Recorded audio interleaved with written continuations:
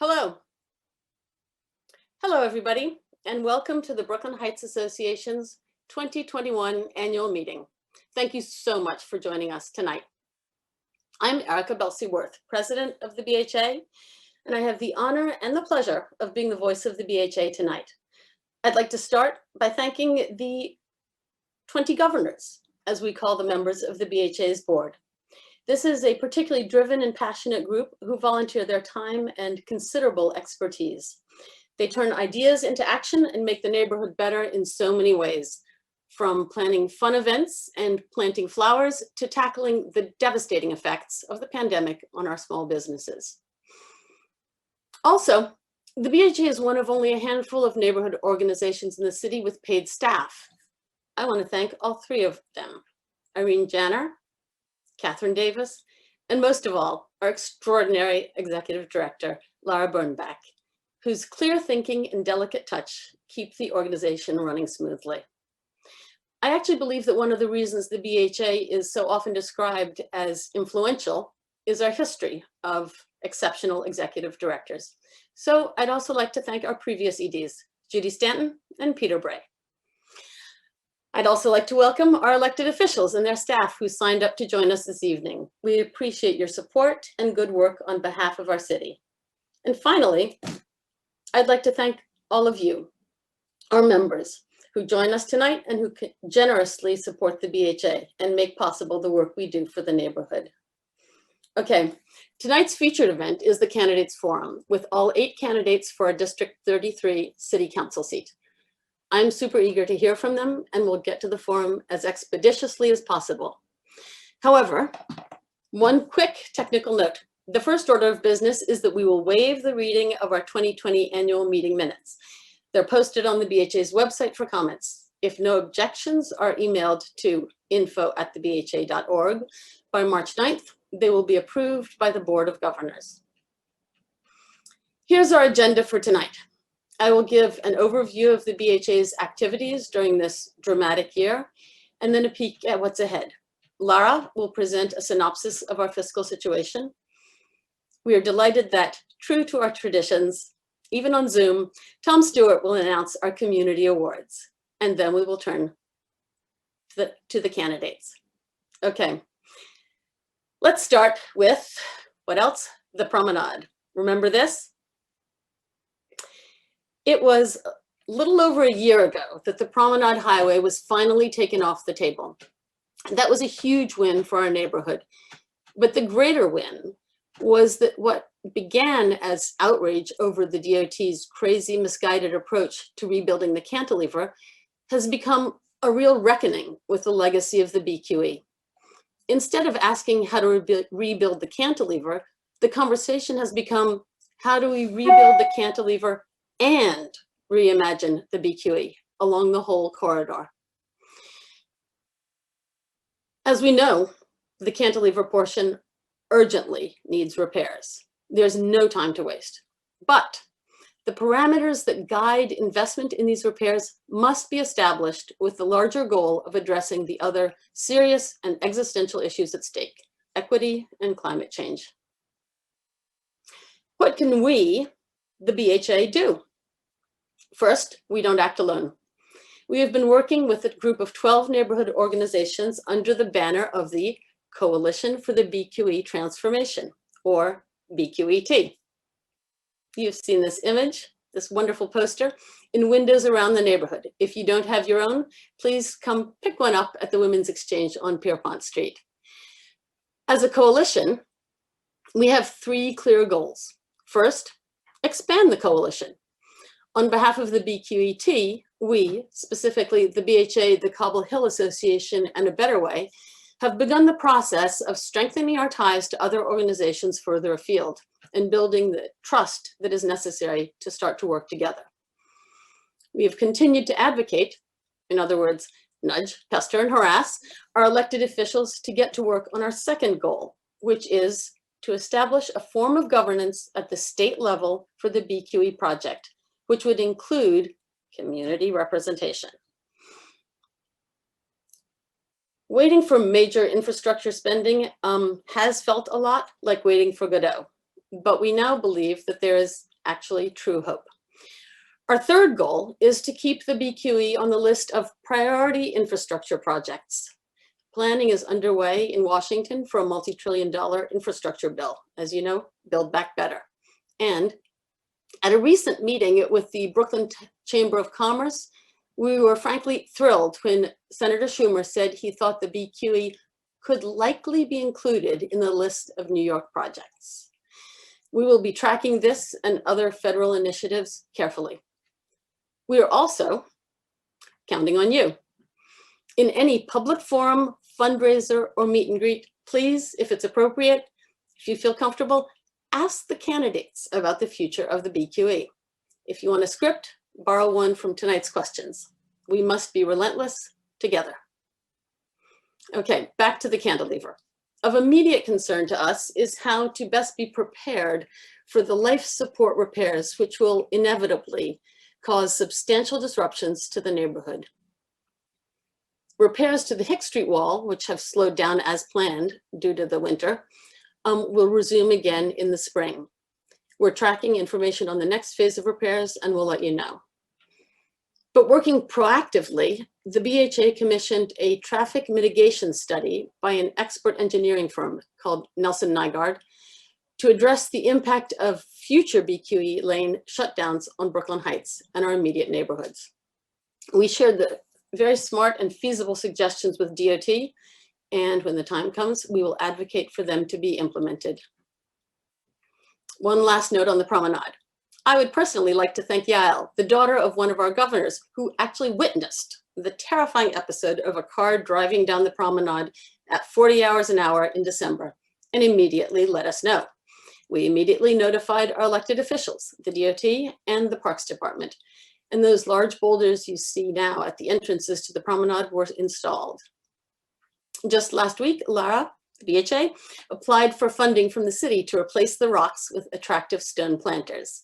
If approved, we believe that these will serve as more elegant deterrents and maybe a planting opportunity for the Promenade Gardens Conservancy. The BQE is clearly going to occupy the BHA for the next few decades, but the saga of the Brooklyn Heights branch of the Brooklyn Public Library is finally coming to an end. Construction should be completed in early summer, and we have been advised that the branch will be opening pretty much when most public libraries are likely to be reopening, like late summer or early fall. You may remember the many conditions that accompanied the approval process and were critical to the BHA's support. One of them was that the affordable housing units would have their certificate of occupancy before the condominiums at 1 Clinton could be occupied. That condition was met last spring.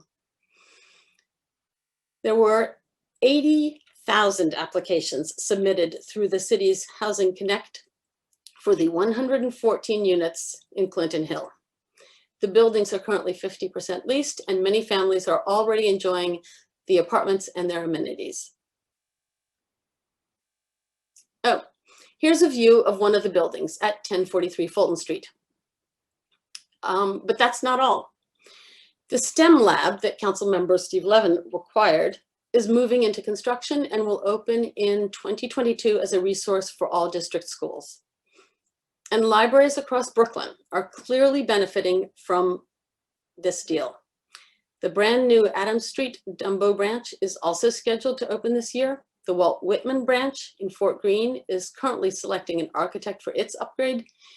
The Pacific Avenue branch is using the funds to meet ADA requirements, and there are many more such projects. We are truly proud that the BHA's support of the new Brooklyn Heights branch helped to make these projects, which benefit so many branches across Brooklyn, possible. And we're also really looking forward to our own book-filled, air-conditioned, state-of-the-art new branch.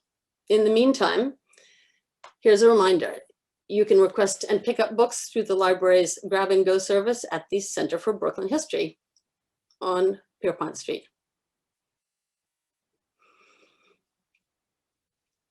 Early in the COVID shutdown, In response to many BHA members asking how Brooklyn Heights could help those in immediate need, we formed Brooklyn Heights Together, a fund to distribute cash grants to those in our larger community who had lost jobs.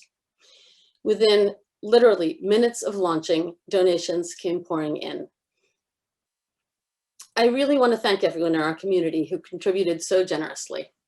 The $53,713 raised was twice what we anticipated, which meant that the individual grants were raised from $250 to $400 and reached more people.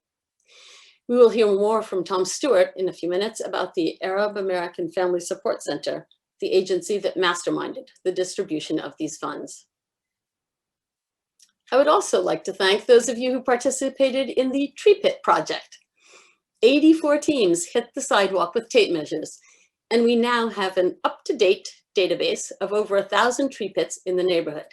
The next step, we are recruiting block stewards to help us move forward block by block with permit applications. Because yes, it takes approvals from 3 city agencies to enlarge one 25-square-foot tree pit. In the 1940s, the BHA was responsible for planting 1,000 plane trees. These are now reaching maturity, and as we have seen recently, they are increasingly vulnerable to wind and storms. If we wish to keep our sidewalks shady, we will need to start planting again, and soon.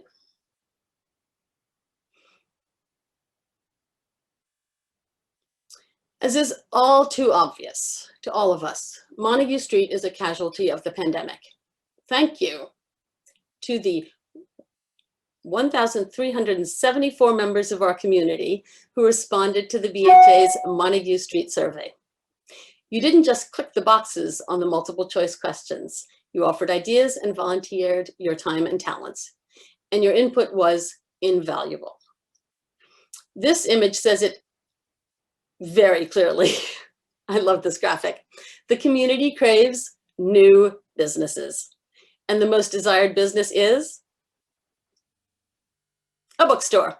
Okay, closely followed, as you see, by restaurants and cafes, a bakery, a butcher, and fishmonger. This is fantastic information, and new businesses will pay attention. We are currently working with the bid, placemakers, property owners, and potential businesses to turn our main street into an example of what is possible when the community is clear about what they want and committed to supporting the businesses. So even now, we can show our support. Get your Gooby Gone at the hardware store, frame that picture that's been lying around, or reupholster that worn chair, all of that on Montague Street. But we are also very realistic, and we know that significant progress won't happen without creative financial incentives. We need help from the city, and we are hoping that we can count on our next District 33 representative to lead the way. What's up next at the BHA? Here are the events that are being planned for 2021. We are following up on the huge success of our Halloween parade, and we'll be providing some spring fun for the youngest generation, an Easter egg parade in April. Bring your bunny ears and bonnets. In May, in what we hope will be a last hurrah to Zoom fundraising, the BHA will be screening a real treasure, a compilation of scenes filmed on location in Brooklyn Heights over the last 50 years. What we're doing is basically updating Peter Hedges' original compilation, which was shown only once 10 years ago for the BHA centenary. The location shots showing the East River docks, like this one, are not to be missed. And the screening will include a Know Your Brooklyn Heights quiz. Since our primary fundraiser, the Brooklyn Heights Designer Show House, had to be postponed till 2022, we are planning a different event for the fall. As a signal that we are indeed a forward-looking and optimistic organization, we are hoping to see you at a live, that is to say, in-person event, Party on the Promenade. And speaking of fundraising and funds, here's Laura to talk about our financials.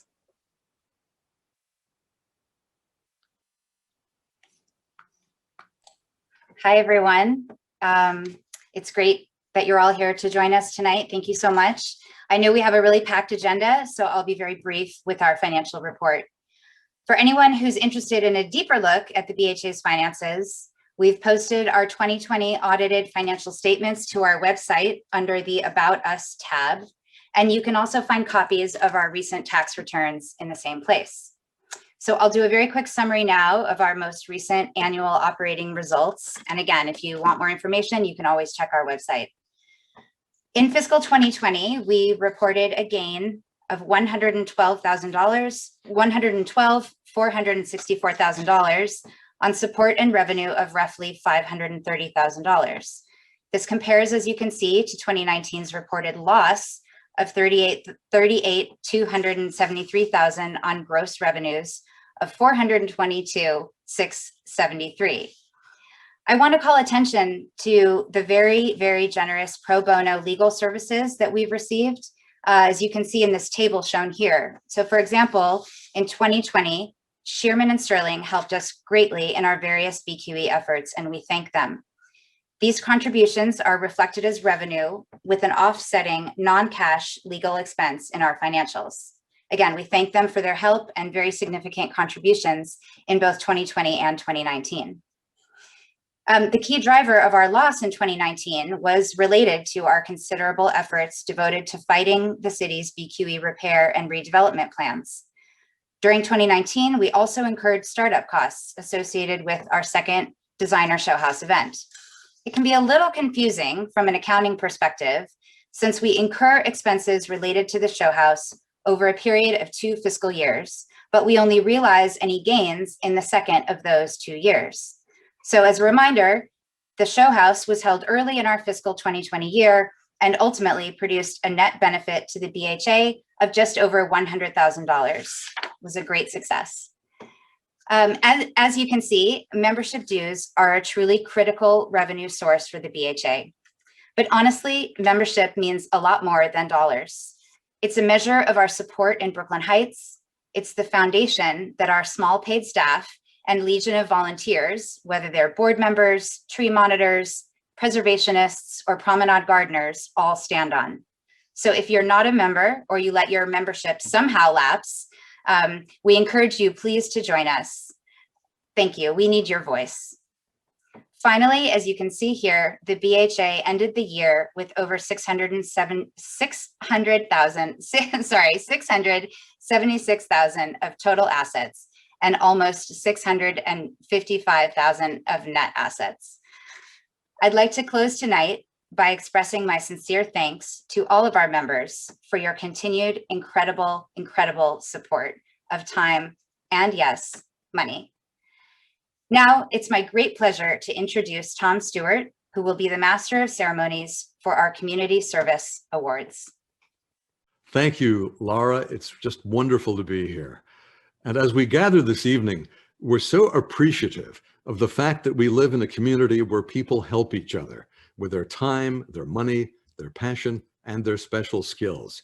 So right now, we'd like to recognize the generous contributions of some of these neighbors with the BHA's annual Community Service Awards. As you heard Erica say a few moments ago, when the city was first suffering from the COVID-19 pandemic last spring, the BHA sprang into action and formed the Brooklyn Heights Together initiative, which ultimately raised and distributed more than $53,000 in direct cash grants to out-of-work and underemployed wage workers in Brooklyn Heights. Now, distributing these funds would not have been possible without the support of the Arab American Family Support Center, a nonprofit, non-sectarian organization established in 1994 to provide culturally and linguistically competent social services to immigrants and refugees. The AAFSC made it possible to quickly launch the initiative because they already had a system in place for the distribution of emergency grants, and also had connections to several workers and businesses based in Brooklyn Heights, allowing us to get the money to those in need quickly and efficiently. The AAFSC graciously asked for no administrative fee or other compensation and took the project on willingly as an important part of their mission. So for devoting their resources so generously, for immediately reaching out to our greater community, and for making Brooklyn Heights Together possible, the BHA thanks the leadership and staff of the Arab American Family Support Center. In the frightening and isolating early days of the lockdown, Peter Kendall Clark, an opera singer and teacher at St. Anne's School, was inspired to add his own voice to those saluting the essential workers every night at 7 p.m. Peter tells the story like this. A few people had been gathering in front of Mansion House to applaud, and my neighbor, Marcy Chapin, kept telling me I should come out and sing. One Friday night, we were deep into the quarantine. I made a spontaneous decision to get up and sing some arias with a Bluetooth speaker in front of the building. The response was overwhelming on that first night, May 1st, and I realized I had at my fingertips the means to give some essential healing to the community. So over the course of the summer, performing nightly to the gathering of neighbors, I was amazed at what a difference these songs from the ledge were making for the neighborhood. Well, Clark's friends from Broadway and New York City Opera got in touch with him and saying that they wanted to come sing too. And like magic, New Yorkers were once again coming together to make and hear live music. He's counted 153 concerts since then, and he continues to perform once a week on Wednesdays, if the weather permits, at 5 p.m. on the stoop of Mansion House, 127 Hicks Street. So for sharing his beautiful voice and his magic touch with Brooklyn Heights, we honor Peter Kendall Clark tonight. Now, you may have noticed in the last few years that the traditional BHA signage around the neighborhood looks particularly engaging and stylish. The colors, the design, and the messages pop and make you take notice. And for that, we have to thank our neighbor and active BHA member, Becky Carpenter, who has very generously volunteered her considerable professional design talent. When the BHA launched the Brooklyn Heights Designer Showcase, Becky created a look that truly spoke to the way we live and the way we feel about our homes. And when the BHA led the way in creating the Coalition for the BQE Transformation, or BQET, Becky worked closely with the coalition to capture the sense of power we could have through unifying all of the concerned neighborhoods around an innovative way to address the crumbling infrastructure. And Becky didn't just make the eye-catching poster, she joined the rally. So for her thoughtful approach, distinctive style, and dedication to the causes of the BHA, tonight we honor Becky Carpenter. Now, our final honoree's contribution is an interesting and sometimes overlooked episode in our neighborhood's historic opposition to Robert Moses' plans for Brooklyn Heights. We're very sad to say that Martin Schneider fell ill and died this past summer, but his legacy remains. Martin Schneider was a leading voice, along with Otis Pearsall, in an effort to head off Robert Moses' project to replace blocks of 19th century homes with a mammoth wall of housing units running from Middaugh Street to Clark Street. Martin and Otis initially formed the Community Conservation and Improvement Council, or CICC, KIC. And when Martin joined the BHA in 1959, the organizations merged, and Martin brought the full force of the BHA to the fight as he led the effort to promote a design that would fit in better and contribute more to the neighborhood, both in its form and function.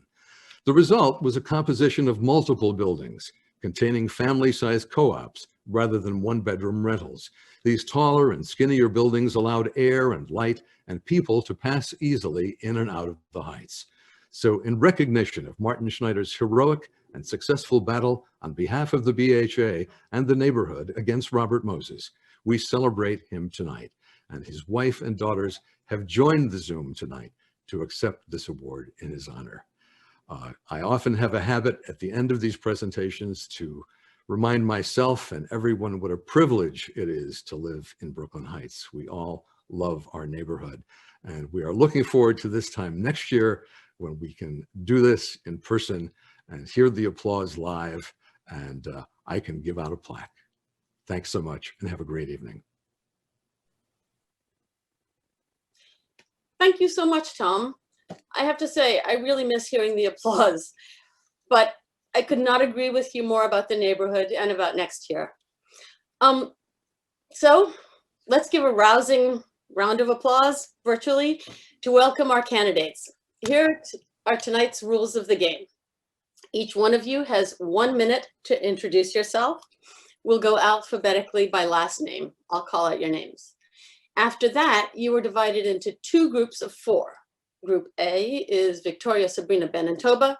Group B is Elizabeth, April, Stu, and Lincoln. Each group will have a different question on a similar topic given by a BHA governor. You will have 90 seconds to answer. Lara has a list of quick questions that will go to all of you, and I get to have the last question, which will basically serve as your closing statement. You'll have 90 seconds for that. Okay, when you hit your time limit, you will hear this sound. Okay, are you ready? Self-introductions. Let's start with Elizabeth Adams. Hi, good evening, everyone. It's great to be with you. So this city raised me. I grew up in our public schools. I was supported by rent-stabilized housing, and I've worked in education and bars and restaurants. I know the issues that our city is facing intimately, and I know the ways that we need to shift our pandemic response to rebuild a city that works for all of us. I've spent my career as both an organizer and a public servant, building coalitions with Planned Parenthood, where I expanded access to healthcare and social and emotional learning, and now as the legislative director for Councilmember Levin, where I've helped small businesses facing eviction and provided housing for homeless New Yorkers. The next council needs to tackle big items of infrastructure, affordability, and housing, and that needs to be closely interconnected with our local quality of life needs. I am running because we need to see government working for us, not be disconnected from our daily lives. And in order to achieve the scale of change that we deserve, it's going to take vision and a collaborative approach to governing. This is what I plan to bring to the council.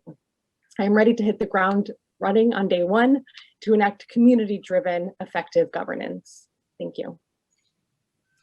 Victoria Cambranes, you're next. Hello, everyone. My name is Victoria Cambranes. I am born and raised in Greenpoint. I'm the daughter of 2 immigrants. My mother is Polish. My dad is an indigenous Guatemalan.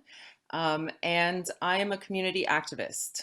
Having seen a lot of the displacement and gentrification that has happened since the 2005 rezoning, and having visited a lot of our neighborhoods, including Brooklyn Heights, which has seen a lot of stability over the years, and has done a lot to help the outer community outside of Brooklyn Heights.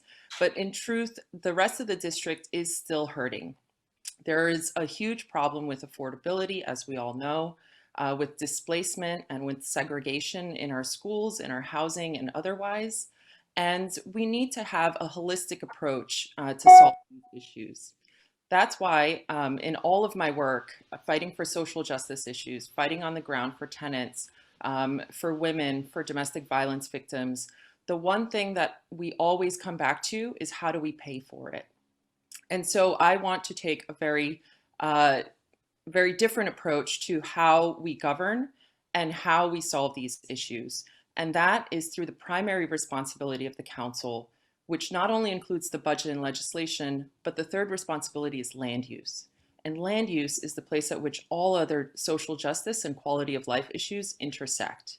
And that is my primary goal, to ensure that our built environment, whether it's our historical landmarks, whether it's our schools, our public assets, that those are protected first and foremost, that we put city workers and union workers first and foremost in all of these considerations and don't outsource these jobs. And so that we think about economic recovery in terms of building back our city responsibly and with union labor. So for me, the most important thing is that we build back equitably, responsibly, and we think about sustainability in a comprehensive and holistic way. Thank you. Here.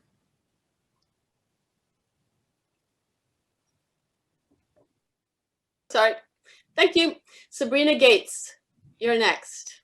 Good evening. My name is Sabrina Gates, and I'm so grateful to join all of you here today. I have been a resident of Brooklyn Heights for more than 15 years. I sit here before all of you, the product of a mother who came to New York by way of Charleston, South Carolina, and who worked for over 4 decades as a nurse in the New York City hospital system. My father was raised in Harlem and worked as a banker for 40 years. The juxtaposition of these two, coupled with my education, inform who I am. Shirley Chisholm once said that service is the rent we pay for the privilege of living on this earth. My life has echoed this.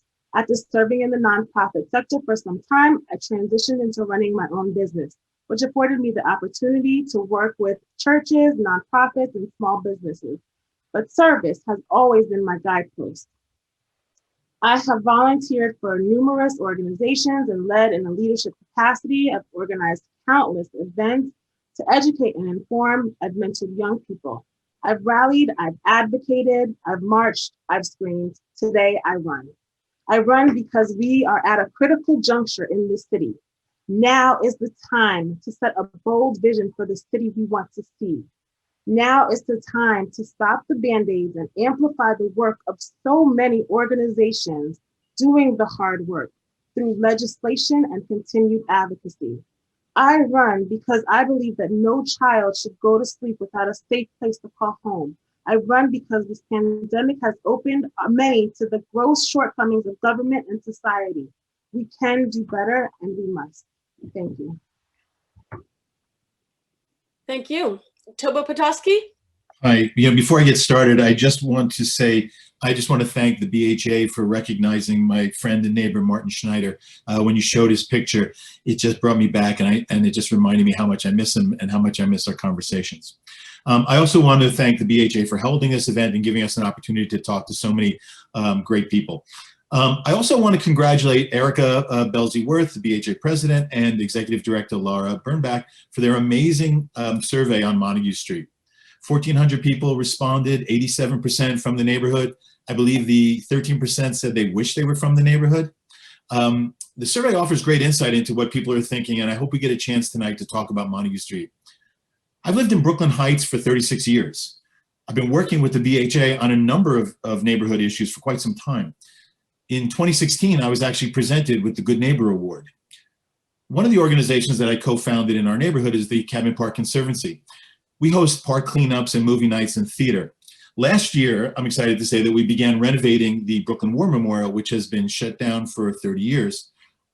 Soon, the idea is to create a cultural arts and education center.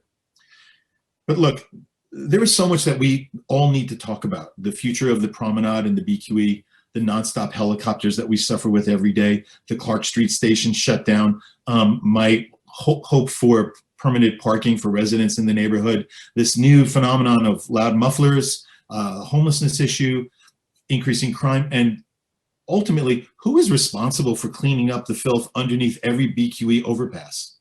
I want to know about that, but there's not enough time to go through all this tonight. So it is my hope that this is just the beginning of a longer conversation. Let's face it, there is a major disconnect between City Hall and the rest of us. I'm running for the City Council to bring your voice with me to City Hall. No more waiting to hear what decisions are being made without us. We need to have a seat at the table. I'm your neighbor. I experienced the same things that you did. And so if you remember just one thing of my comments here tonight, I want you to remember this. I am running to bring your voice, our voice, to City Hall. Thank you for your time tonight. Thank you, Toba. Lincoln Wrestler? Thanks, Erica. It is great to be with the BHA, the most effective neighborhood civic group in the city. This neighborhood raised me. My parents have been in the same home on Pierpont since the 70s, and I know that they're on here tonight, so thank you both for everything. I'm running for City Council to be your neighborhood problem solver, the first person you call on local issues, big and small. And having spent a decade in city government, I know how to push and push and push until we get our issues addressed. We have put out bold plans on this campaign to make ours the first carbon neutral district, to tackle the affordability crisis. But tonight, I'd like to highlight my top two priorities in the Heights, if I'm lucky enough to be elected. One, we need to revitalize Montague Street and attract dynamic businesses that actually serve our community, like a bookstore and quality restaurants and a butcher. We can make this happen. And we need to fix the BQE. If elected, I want to quarterback a visionary proposal across the finish line. We're building an awesome coalition with Nydia Velasquez and Joan Millman and Jamani Williams, the Working Families Party, and many more. And I would be honored to earn each of your support. Thanks for having me tonight. Thank you. Stu Sherman, you're next. Well, thank you so much for having me. This has been a pleasure to be here with the BHA, and also thank you for running such a technologically well operated event. This is incredibly impressive. My name is Stu Sherman. I live in Greenpoint with my 4-month-old daughter and my wife, Elizabeth. I'm a type 1 diabetic. I was diagnosed when I was 6 years old, and the inequities of the healthcare system are my daily reality. Those inequities are what drove my lifelong career in public service. I've spent over a decade working in state government trying to promote health justice. And then after that, I've moved on to working as a legal aid attorney. I currently run free legal clinics at hospitals and health centers throughout the city, including Woodhull Hospital and many others. Daily, I fight with government for working families and the most vulnerable and see the inequities and injustices that occur. I'm running because I want to address those, as well as address all the issues that have come up as a result of the pandemic, which because of my work, I've seen firsthand. We need more affordable housing, we need health care for all, and we need small business recovery and survival. I'm really excited for tonight's forum, and I look forward to having a chance to talk more about my policy positions and myself. Thank you. Thank you. Benjamin Soloterre. Hi, Erica. Thank you so much. Thank you to the BHA for hosting this and having us here tonight. Congratulations to the honorees as well. Amazing work that they do, and it's great to be honored for that. I'm running because I love Brooklyn. I have lived here since 1986. I've been in Park Slope, Borum Hill, Carroll Gardens, and now Gowanus. And it has been it's an amazing community with amazing people that live here. I have spent most of my life as a freelancer in the arts, working as a technician, a designer, and an executive producer. Living day to day like everybody else, trying to get by. I raised 2 great grown kids. And then about 10 years ago, I took a moment and I said, I need to do something different with my life now. And I had the opportunity to intern with some great council members, Gail Brewer and Brad Lander. And then I served on Community Board 6 in their Youth Education and Human Services Committee. And then from that moment on, I knew I wanted to be in the city council. The day-to-day work with the constituents, listening to you, sitting down with you, learning about the neighborhoods and how to improve them. There could be nobody else that can offer that perspective but the people that live here.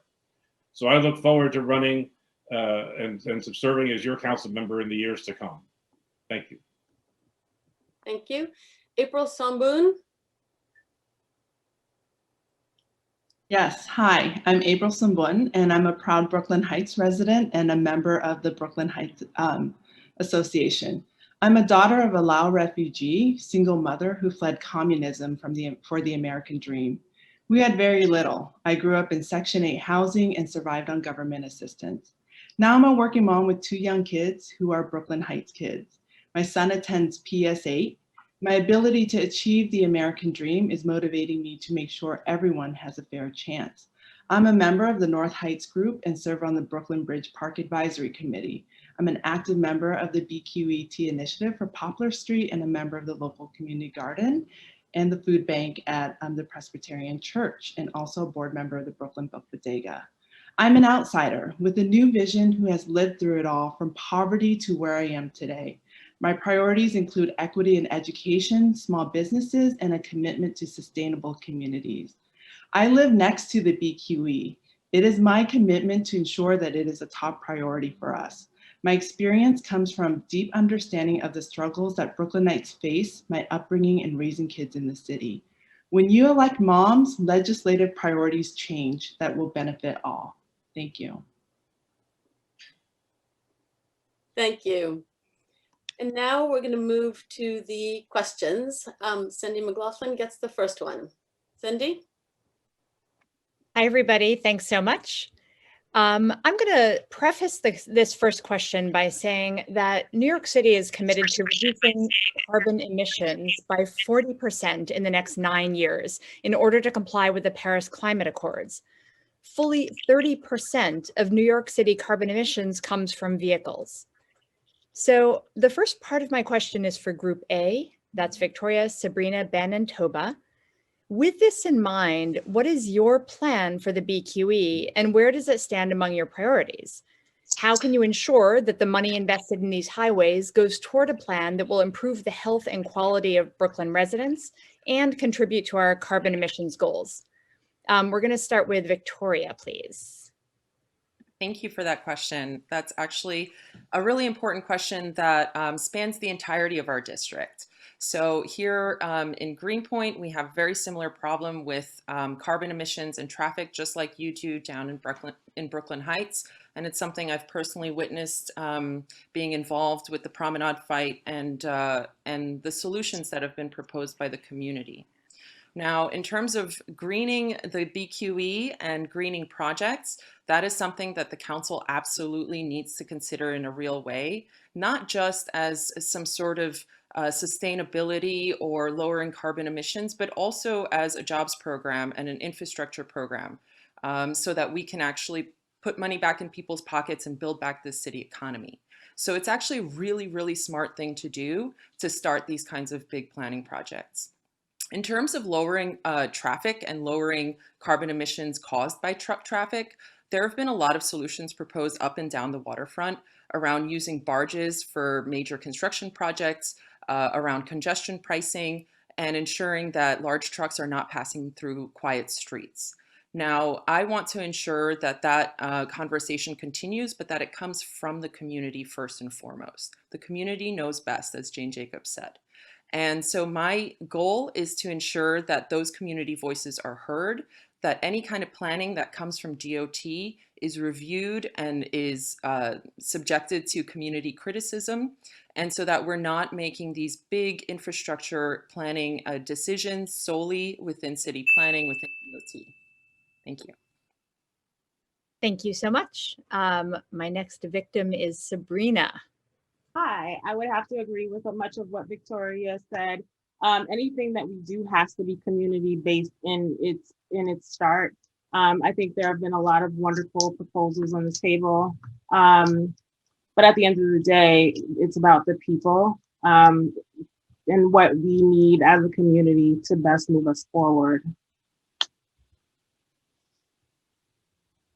Thank you very much. Ben? Yeah, thank you. Yeah, the BQE, as Victoria said, goes throughout our district, and any solutions to fixing it and to improving the quality of our air and surroundings has to be a coalition, as you've started quite wisely and well.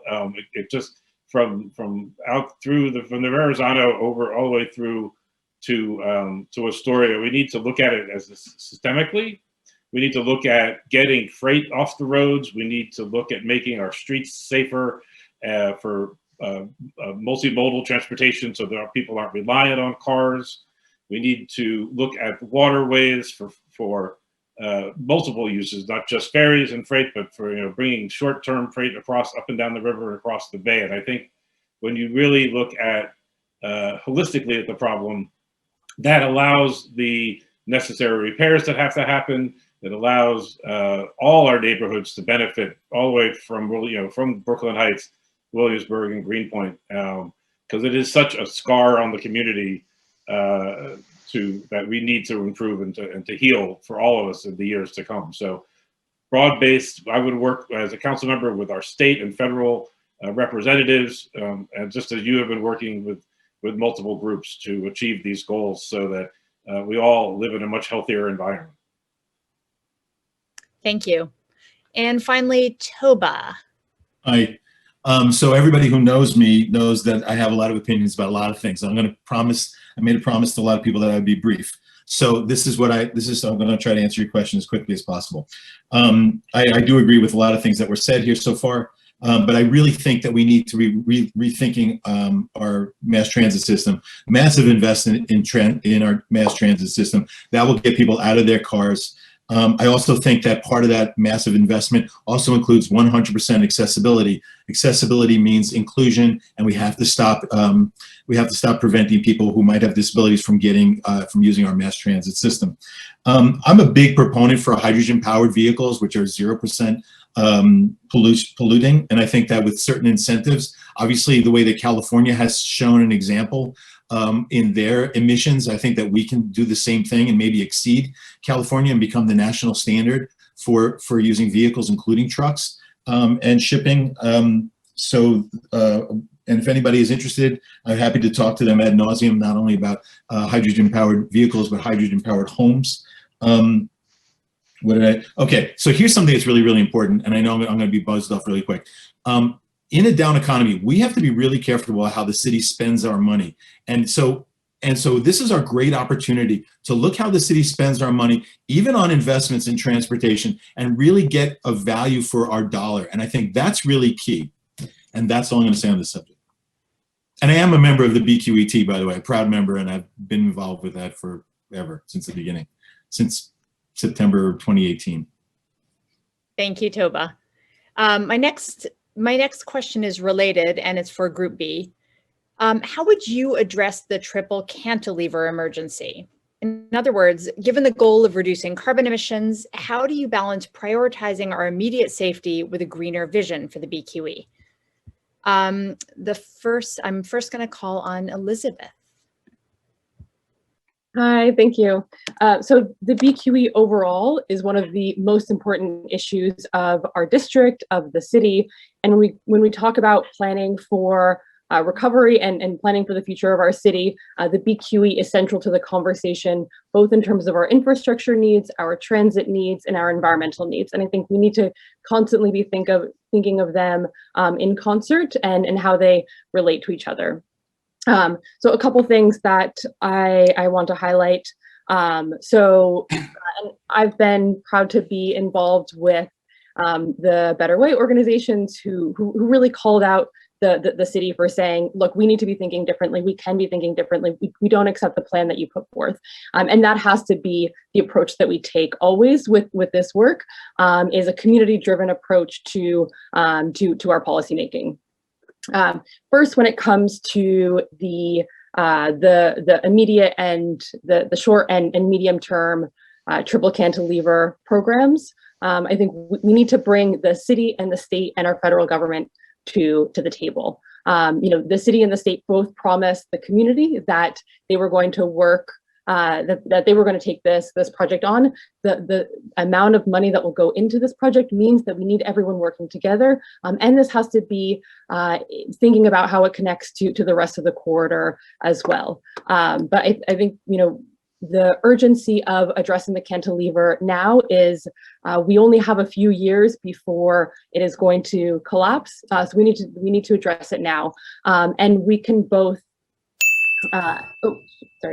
Okay, just to wrap up, I think we can shift off cars off of the triple cantilever and hold accountable the trucks that have been over their weight. That is really urgent in solving the immediate crisis. Thanks. Thank you so much. April. Yes, great question. Yes, the BQE is in a state of emergency and we need to fix it ASAP. I see it every single day, like I said, and I witness it and feel the vibrations inside my apartment. We need a solution working in partnerships with the mayor and the DOT that demonstrates how transportation infrastructure can work in harmony with the physical environment to ensure safety, our quality of life, our environment, and the aesthetics integrated into the surrounding city life.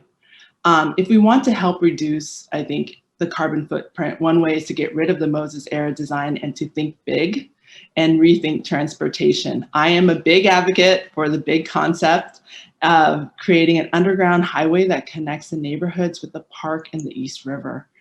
With the current needs right now, I would say we need to monitor the weight.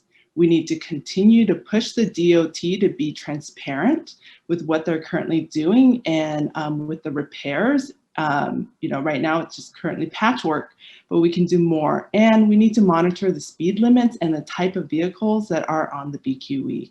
As a city council member, if I'm lucky enough to get elected, this will be a priority, and I will press the mayor and the speaker to ensure it's a priority. I do believe that we need to restore the expert panel that includes community organizations like the BHA, the Cobble Hill, and all the way up to Queens. We got to connect it all. And I will work alongside the members to ensure we're on this page and get this project moving before it's too late. I think we need to think of innovative ideas, and one way is a green belt through the city. Thank you so much. Stu. Thank you. This is a very important issue for the district, and I think we need to both look at short-term solutions and not let those short-term solutions get in the way of long-term visionary plans. There is safety risks right now that need to be addressed.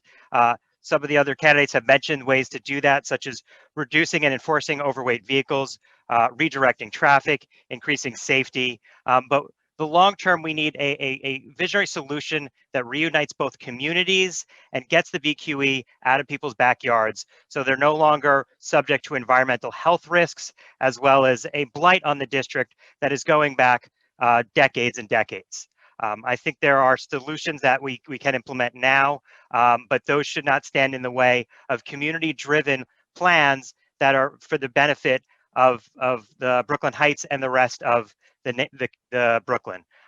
Whether it's a capped highway or a tunnel, I don't think we should shy away from larger visions. We are in the midst of a recession, and we are in the midst of record unemployment. I think we need a new deal for New York in which we implement large projects, have a lot of union jobs creating these projects, as well as make sure it's safe in the interim while these are being done. Thank you. Thank you. Our final candidate is Lincoln. Thank you, Cindy. I guess everyone has spoken, but not everything has been said, or everything's been said, but not everyone has spoken. I will try to add my 2 cents, which is, look, this is one of my top priorities, and this is a dumpster fire of an issue that, for better or worse, I've been involved with now for a number of years. And, you know, I will say, after DOT's disastrous proposal to run a highway through the Promenade, I was proud to have personally gone to the mayor and advocated successfully for the creation of the expert panel that hit reset on this project and ultimately put the Promenade highway proposal to bed permanently. We need holistic solutions that reflect the interests of everybody that lives along the BQE. And I really want to applaud the BHA, the Cobble Hill Association, A Better Way, and everyone involved for their pragmatism and their vision in embracing that approach. Since leaving city government, I've been working with the BQET to figure out a path forward, including helping to build coalitions with other neighborhoods, particularly the Latino community in Williamsburg. My guiding principles for a new BQE are 1, increasing green space, 2, reducing car and truck traffic, and 3, decking the BQE wherever feasible to address air quality and noise issues. We're at an inflection point. We have the potential for real political support from Biden and Schumer and Velasquez, and we have visionary ideas to deck the BQE and add green space and open up our community. If I'm elected, I'm going to work as hard as I can to transform this crumbling infrastructure into remarkable urban design. And in the immediate, we need Hicks Street, the Hicks Street repairs to get done. We need to implement congestion pricing, and we need to pass legislation to automate enforcement of overweight trucks and a new governance structure that brings all levels of government together to get this project done. And I'm excited to get to work. Thank you to all of you. Great, those were terrific answers. I'm now going to pass the mic over to Chris, who's going to ask the next question. Good evening. The next 2 questions are about the streetscape of Brooklyn and the city at large. First question for Group A. The COVID pandemic has raised the issue of how to best utilize street space to meet the needs of all New Yorkers. How would you develop city policies and regulations to balance the needs of motorists, cyclists, transit users, and pedestrians? And we will start with Sabrina. I think what you speak of is very critical to the future of the city. I think now is the time to reimagine the city in a different way. We need to look towards more bicycle lanes and creating infrastructure in our streetscapes that looks like something we envision our children having, where businesses can thrive because they're not beholden to just the space in their confines. They can stretch out and they can expand, and it becomes part of the community to embrace all parts of the roadways and streets. There's so much that we can do in terms of in terms of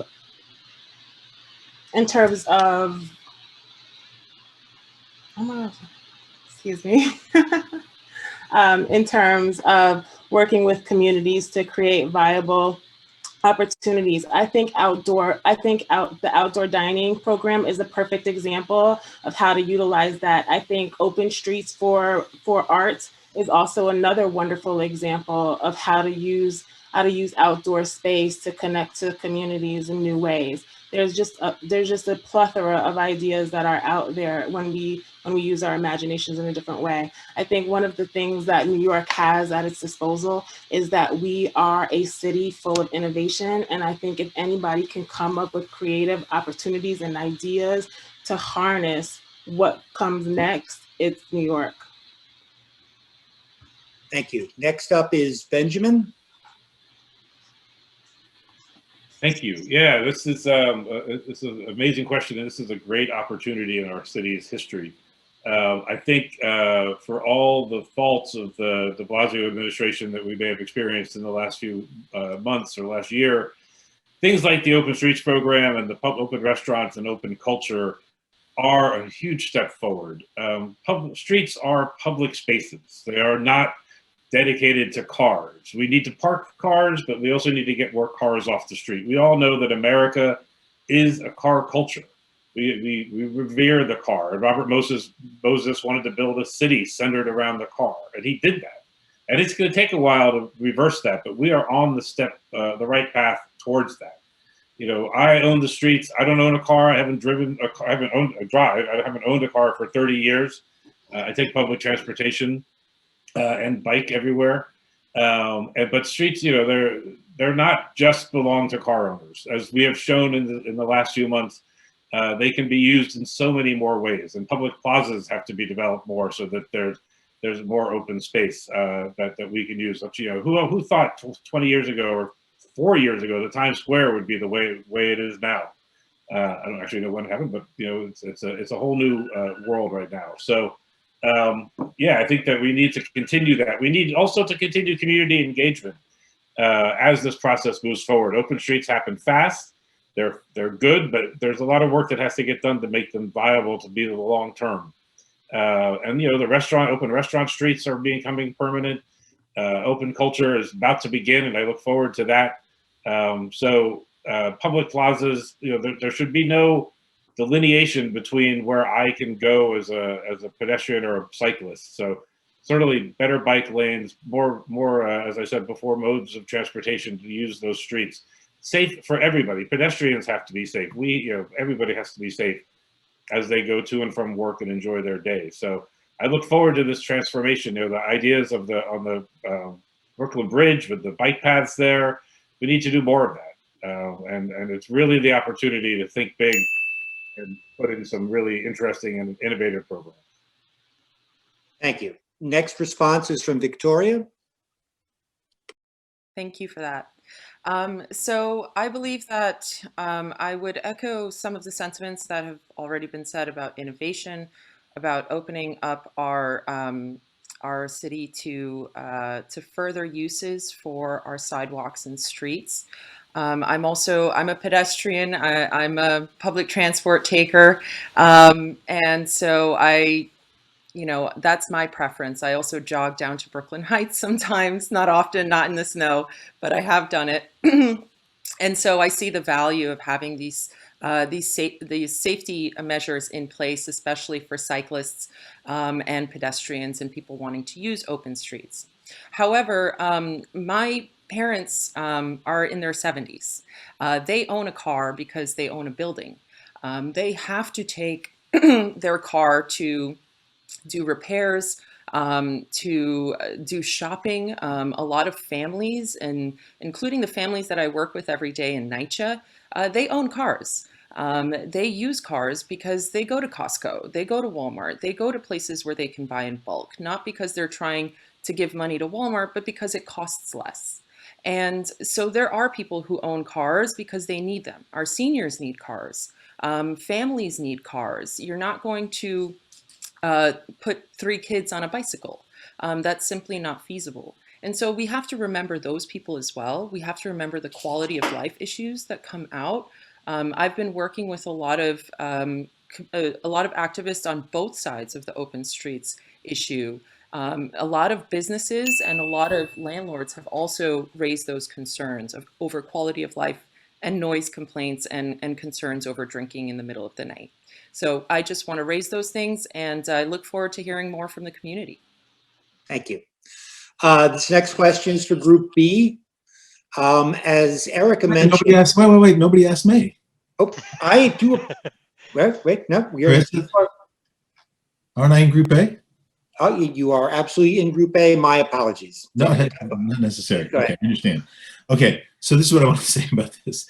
Cities, as we all know, are judged on their livability. I think that we have set a new standard on looking at pedestrian-friendly communities, streetscapes, where we do have protected bike lanes, and we have to continue with that. I remember 25 years ago when that was unpopular, and thankfully that has changed. I'm a big cyclist myself, and I also enjoy walking. I think it's a great opportunity for small businesses. It's so funny because the majority of conversations recently about small businesses are focused on restaurants. I've been walking around the neighborhood talking to dry cleaners. You can't imagine what they've been going through. And so we need to, so this is a great opportunity to help all of our small businesses by talking to lenders and the city and looking for opportunities for funding so that they can survive. But when I say an opportunity for small businesses, what I mean is the more community friendly our neighborhoods become, the more people decide to give up going to big box stores. If I could go to Montague Street or Henry Street and pick up things that I don't have to go there, then those become the preference, right? And so those are the things that we have a great opportunity now to focus on. And I want to talk, hopefully we'll get a chance to talk more about that. And like I said before, Montague Street. But I'm thankful for your question. Starting the Bloomberg administration, we really started making changes, as Ben said, about Times Square. Who knew, right? But I guess ultimately we all did, right? Because we're all taking advantage of it. When they shut down streets from car traffic, especially Montague Street, we all love it. So, okay, I think I've made my point. Thank you. Thanks for the question. Thank you. So again, now we're going to Group B. As Erica mentioned, we have a retail vacancy crisis on Montague Street, as well as across the city, which is degrading the quality of life.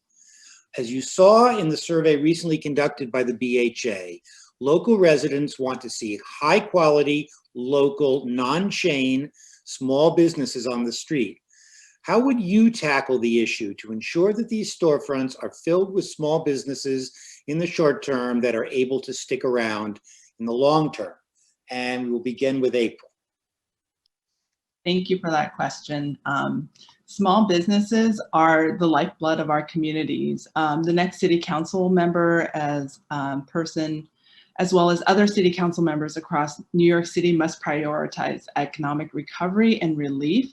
We need to stop our most vibrant businesses, such as small and large, from fleeing New York City. The carnage that's currently happening in California is a warning to us that we need to stop scaring businesses away because of the rhetoric that we want to keep taxing and over-regulating. Instead of raising fees and taxes, I think we can make shifts in the way we spend our tax dollars. One way is to encourage new businesses and growth and to eliminate the nuanced fees and the onerous process and waiting times for starting new businesses, and that can happen at the city council level. We can also help mitigate vacancies that don't punish people, but incentivizes them to do better, to be a part of our community, such as providing landlords with tax credits for improving and maintaining their properties inside and out. No business wants to fail. No landlord wants their place vacant. But I believe during these times, we have to have a responsible free market economy that will inject capital back into our communities. We must work together and be open to new ideas for retail, such as pop-up shops, art galleries, pop-up bookstores, you name it, something that brings in our community, our kids, our families, our individuals who are looking to explore our city, and our tourists. We need to bring them back to Main Street. And, it is my commitment that I will work with businesses, with organizations to facilitate meaningful outcomes to revive our small businesses.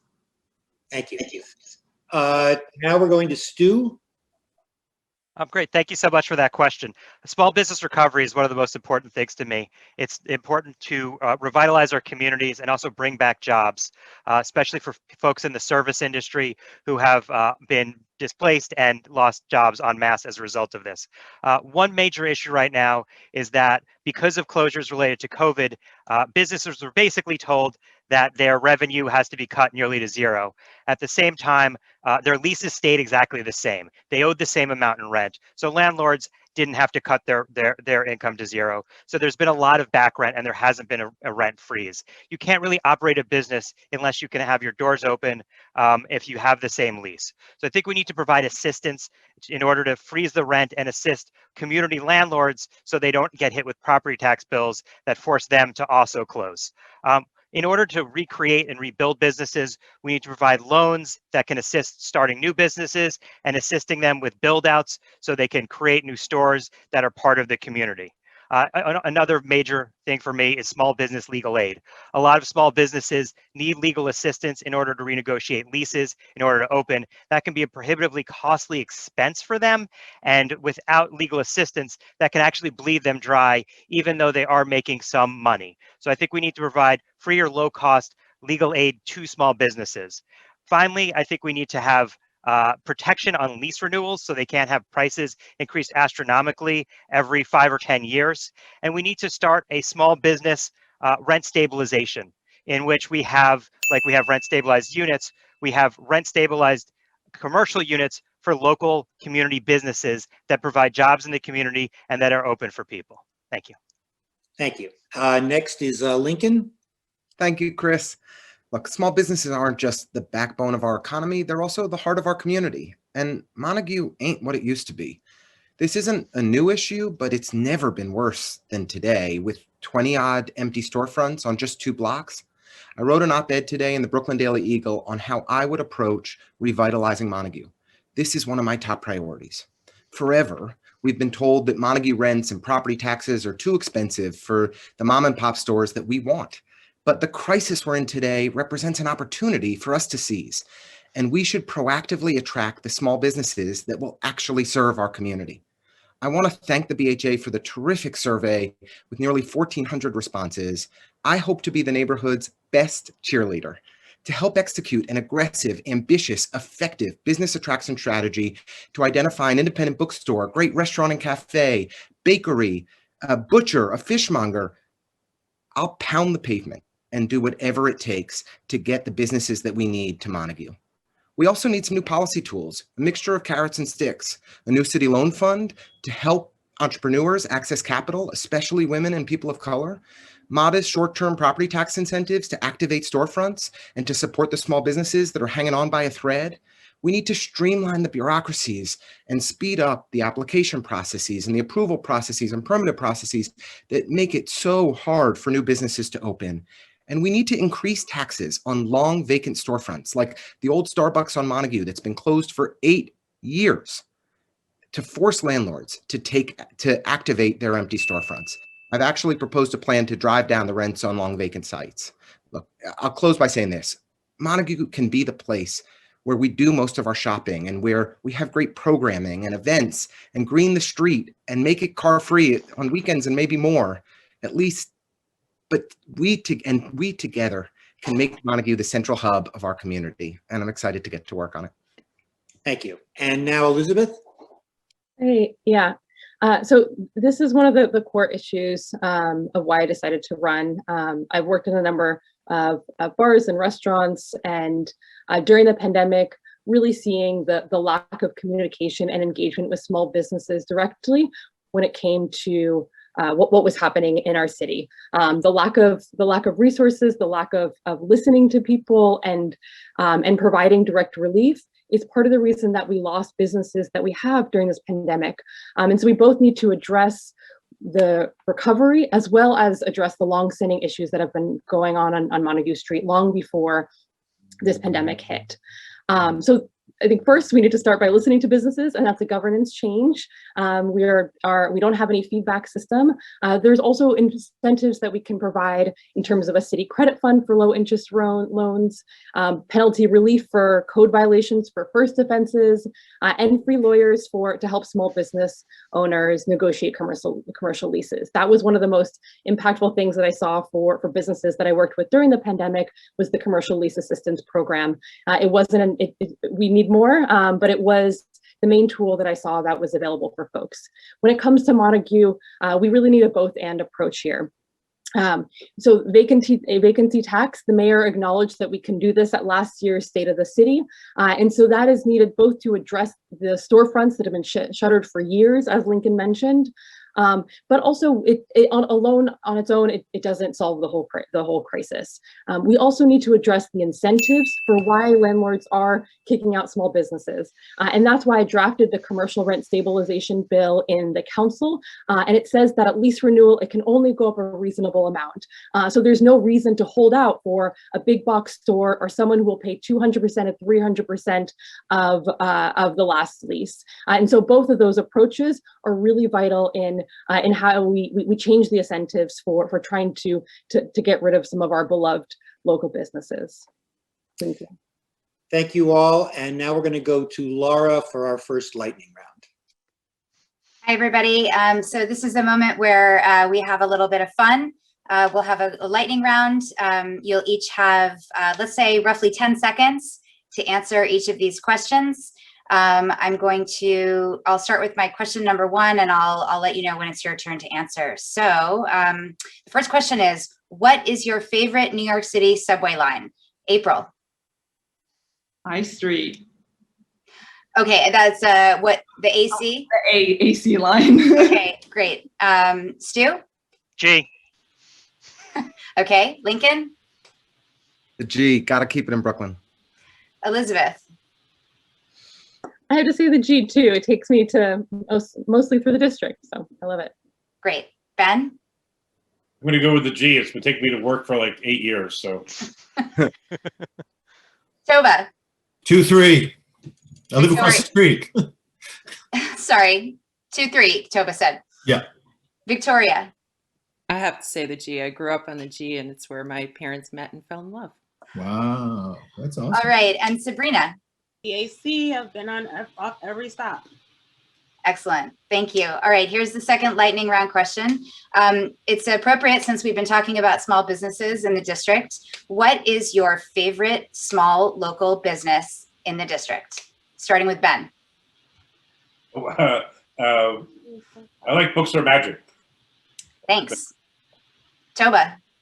Sociale restaurant. Unfortunately, they moved out over to Cobble Hill, but I do love Cobble Hill also, but Sociale. Sociale. Sorry, I never pronounce it correctly, and Francesco corrects me. Sociale. Lincoln. I have to say the Brooklyn Ice Cream Factory, not only because I have a sweet tooth and it is my absolutely favorite ice cream, but in addition to their Old Fulton location, they've got an outpost in Greenpoint too. So wherever you are in the 33rd, you can enjoy it. Thank you. April. I love Colony on Atlantic Ave. Delicious. All right. Sabrina. Oh, this is so difficult to narrow it down. We have so many wonderful businesses, but simply because I order from them all the time, I'll say Tech Heights. Thanks. Victoria. I have to say it's my local go-to, Acapulco's. It's a local family-owned Mexican restaurant that's been around forever and survived pretty much everything you can imagine, including the pandemic. Stu? Have to go with a local one myself, Archistratus. It's a combination cookbook store, cafe, and now grocery store. They had to pivot and pivoted well during the pandemic. And so it's where I get local produce, and it's just a great place. I love it. All right, thanks. Elizabeth. A lot of great ones have been said. So I think one that I really love is the Cocktail from Long Island Bar. Okay. All right, good responses all around. I wasn't tallying, but I think the G train might have taken it away in the first section there. Now I'm going to hand it over to Jeremy for the next round of questions. Thanks, Laura. So we're going to shift to questions about development and housing. The first question is going to be for Group A about upzoning. The de Blasio administration has proposed to upzone Soho and NoHo in Manhattan with the hope that this will spur the development of affordable housing. Most of these two neighborhoods are already historic districts designated by the city. Do you believe that there's an inherent tension between affordable housing and landmarks preservation? And under what conditions would you support upzoning? So we'll go first to Ben. Oh, yeah, that's a great question. There is definitely a tension that exists there. I don't think you can achieve the affordable housing goals the city needs by upzoning. I think that when you're pitching your housing plans on the backs of developers, we're never going to really get what we need for the people that really need it. So, I think that we need to build more. We need to build more housing. I want to make sure that happens with community input. I want to make sure it happens with nonprofit leadership and community land trusts, so that we have control over what our destiny is. And not, I'm also not convinced that every piece of land needs to be built on. We need open space. We need parks. The NYCHA infill program is a horrible program that seems to be dead, and hopefully will stay that way. So I would just say that for real, true affordable housing, we need to look to the community to help provide that. Landmarks prevents some buildings getting built that need to get built. So I think it's but we also want to preserve history. So I think it's a little bit of a tension there, and I would view it on a case-by-case basis, I think, on how to fix that. But that's thank you. Okay, thank you. Next, same question, Toba. So I'm glad to get a question about affordable housing. So for those people who know me, I live at Cadman Towers. I've been the board president of Cadman Towers for 16 years. It's a Mitchell-Lama, which is part of one of the most successful affordable housing programs in the history of New York State. I'm also responsible for rewriting some of the Mitchell-Lama regulations to make sure that working families qualify for affordable housing. When you talk about tensions between landmarks and affordable housing, it doesn't have to be that way. If you look at Cadman Towers, for example, which is an award-winning architectural structure, same thing, along with 75 Henry and 140, those are three complexes of all 100% quality affordable housing. I have a plan for building, once again, 100% affordable housing units that are quality affordable housing. It's not what has been perceived as affordable housing that you look at it and say, oh my God, look what that is. It's quality affordable housing. We did it in the 60s and we can do it now. We just need people in the city council like myself who are well-versed, who are active and motivated and to fight for 100% quality affordable housing. It can be done. And I tell you something, as Ben says, and I want to repeat what Ben said, with community input, this can be accomplished. But right now, the way that this administration and their lies about affordable housing and affordability and their structures for affordability, which makes no sense to anybody, we can then represent what affordable housing is. Quality affordable housing. I hope that answers your question. Thank you. Same question, Victoria. Thank you for this. It's a very, very important question. So for me, affordable housing is not antithetical to historic districts. And the reason is this. Very similarly to the historic district of Brooklyn Heights, maybe not so much in previous years, but currently Greenpoint is, a large part of Greenpoint is a historic district. And we were affordable before the 421A and the developers moved in. The affordable housing that's been built now goes hand in hand with the 421A and the luxury housing. That doesn't necessarily have to be so.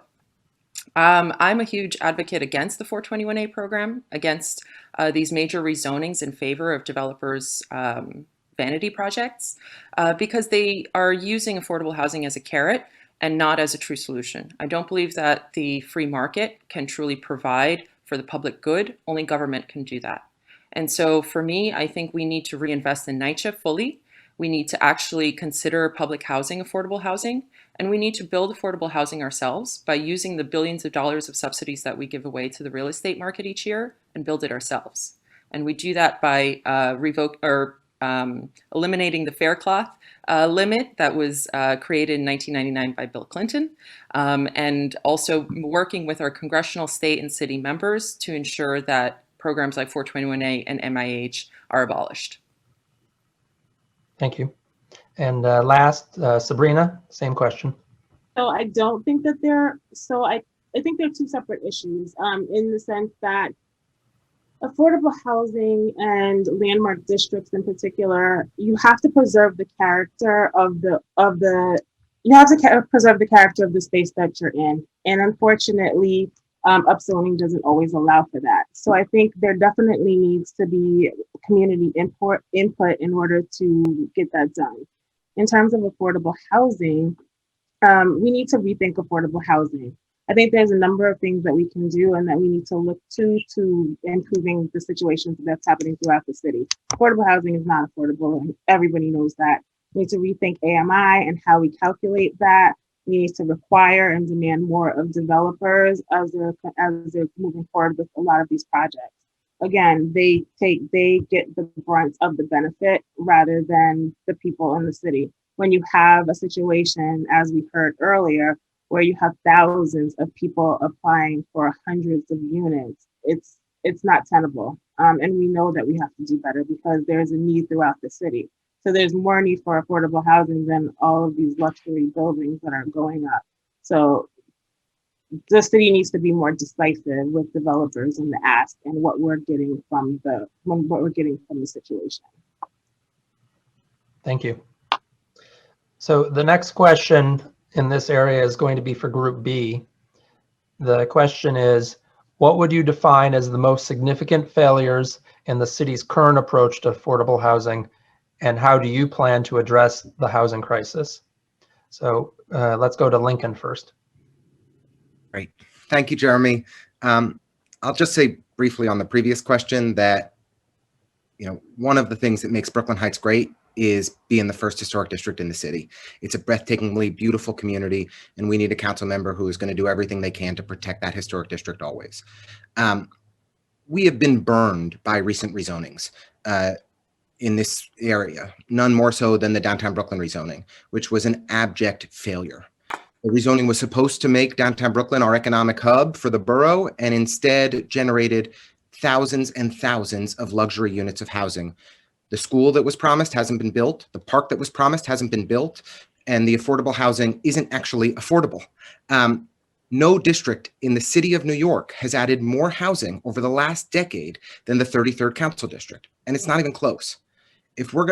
So the greatest failure, in my opinion, of this and previous administrations is that we have upzoned neighborhoods, we have upzoned communities, and failed to actually get the affordable housing that we need. And in my opinion, the current council member and the previous council members have not stood up to the real estate industry in the way that we should expect from our elected official. And if I'm lucky enough to be elected, I'm going to demand a much harder bargain where if we're upzoning a site, a majority of the housing is affordable to our community because too many families are struggling to get by. In the 33rd district, 1/4 of tenants pay a majority of their income in rent. That's not okay. It's not sustainable. And when we support new development, it actually has to meet the needs of our community. Thank you. Thanks. Next, Elizabeth, same question. Hi, yeah. So this has to be one of the central issue that the next council member takes on. We have watched the rezoning of downtown Brooklyn, the rezoning of Greenpoint Williamsburg, in 2005 and 2013, which have led to significant displacement of our communities. And the last several projects of 80 Flatbush, I think, again, promised affordability and promised things for the community without providing real affordability for our needs. A couple programs that I think that have been extremely harmful and concessions to the real estate industry. One, the way that we have the current MIH program. The mandatory inclusion housing is not affordable. Rate set of 20% of a development and set at 130% AMI, that's not affordable. It was a deal between the council and real estate that said this is as good as we can do. I disagree. The next council has the ability to legislate planning, which we absolutely need to do. We need to look at our ULURP process, but prior to that, we need to start with planning. We do zoning in our city, but we don't do real planning. And so that gives us the ability to look at what real affordability would look like and set much lower AMI levels. And we also need to stop relying on private development to solve all of our housing needs. Public land gives us the ability to set deeply affordable levels. And that is where we need to do a full assessment of our city's public land. And then we also need to invest in what we know works. And that's social housing, that's community land trusts. Thank you. Thanks. Next, April. Yes, great question. I had mentioned that I grew up in Section 8 housing, so I understand the struggles of having to ensure rent is being paid and that things are affordable. And I also understand that the American dream of wanting to own your own home. I would say the biggest failure is not including our communities first, our voices, the residents. New York City, as we know, has some of the most valuable real estate in the world. It's hardly surprising that there always seems to be a building going up. What's surprising and what I believe has to stop is that local community members don't benefit from these developments. The city approving and organizations creating these developments have absolutely no interest in our long-term health of our community, but we have to raise our voices together, and I will do that with you. Our communities need responsible, smart and sustainable, and it needs to add values instead of extracts from it. I will ensure that our voices are heard and be proactive in regards to new proposals that are put on the table and find ways to replace monolithic development with smaller, more diverse developers who won't ignore the community's voice. And I will make sure that our community is not being asked to absorb more growth than others by working in partnership with city council members to ensure that everyone's taking their fair share. And also, I really think that the real only game in town to create new affordable housing is through the low income tax housing credit program. We need more. And so, yes, thank you. Thanks. And Stu, same question. Great. Thank you so much. This is incredibly important to me. The city is in the worst housing crisis since the Great Depression. We have a record number of homelessness, and as a result of COVID, we have one of the greatest eviction crises we may ever face. We need to act fast, and we need to act big. The biggest failure, I think, in the current city's plan has been relying on for-profit developers to solve the affordable housing needs of the city. We should be focusing more on non-for-profit, community-driven organizations and redeveloping for the purpose of constructing more affordable housing. We need to both create new units and we need to convert existing units in the housing stock. By constructing on land, we can create 100% deeply affordable. The city's current plan only planned to create 70,000 very low income and low income housing when there was a need for 500,000. And that was their plan going into it. It's gotten even worse in implementation. We really need to create these units for the places they're needed and the people that are needed. And also that we need to convert existing units. There's a good pilot program involving converting basement apartments into safe, affordable housing. We can also work with people in distressed property, including distressed community landlords, to help provide tax incentives for them to convert their units into long-term, stable, permanent, affordable housing so we can meet the needs that are existing right now before this crisis gets any worse. Thank you. Thank you. Thanks, everyone. And now I'm going to turn it over to Jordan with the next set of questions. Hi, everybody. The next two questions are about District 33 as a whole, and warts and all. I know I don't have to tell any of you that our district is a very diverse place. It's got 8 distinct neighborhoods. It's got quite wide disparities, has a huge amount of development, as we've talked about, and quite a lot of opportunity, a lot of which is unrealized. What do you think the single biggest challenge you face will be in representing this district? And what is your vision for District 33? Toba, you go first. There we go. Can you hear me? I can. Okay, so your question is a challenging question because you say what is the single biggest issue for a very, very diverse community? And you know, it just can't be, especially now.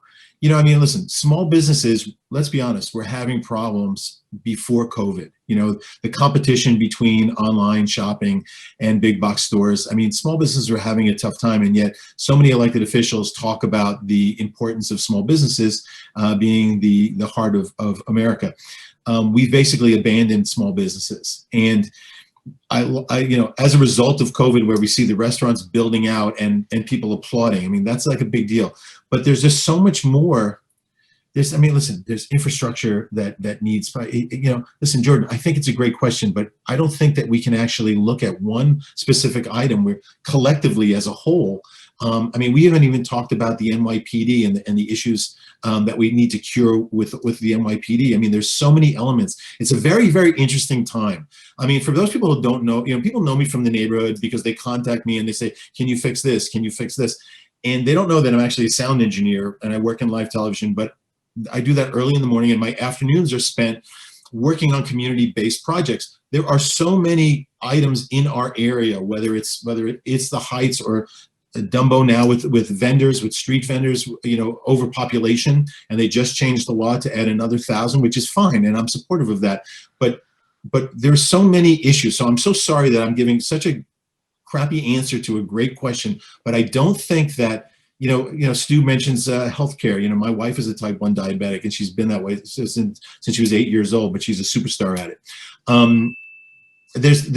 I wish I could narrow it down, but it's one of the reasons why I decided to make a career change and go full and represent this district, because there are so many needs in all the different communities. So I hope that's okay. It's more than okay. But for our next candidate, I'm just going to revise. If you don't feel that there is a single biggest challenge and that it's fair to try to designate one, just go for the second part of the question and tell us about your vision for District 33. Oh, and that's you, Victoria. Thank you. I do see District 33 as being unified in one major glaring issue. And that issue is our sustainability and climate change. Climate change is something that affects all aspects of our lives, all demographics, all economic strata, and all areas of our neighborhoods.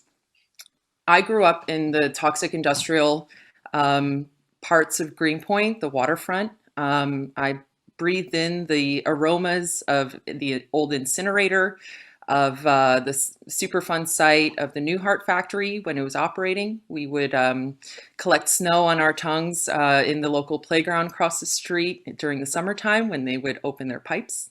It's a miracle that more of us haven't died of cancer, and a lot of us have. But that also means our waterfront needs to be shored up, not by giant concrete boulders and huge towers, but through natural inline planning to create habitats, to create natural landscapes that will prevent further inland flooding and prevent the creation of a lip of a pool, which will then invite further flooding inside the district. We have a huge CSO problem, whether we're talking about Gowanus or Greenpoint and Newton Creek, or outflows throughout the district, throughout the waterfront. The CSO issue is not one that we can solve overnight, but it's something that we need to plan for. There needs to be a plan for this. So absolutely sustainability. And my vision is to create local support and community engagement to ensure that all of these plans and ideas that are currently on the table, and there are a lot of really good ones, are implemented and finally brought to the attention of the entire city. Thanks very much. Sabrina.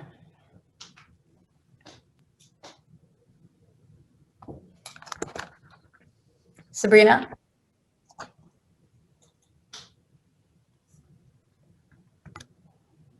To pick a single, can you hear me?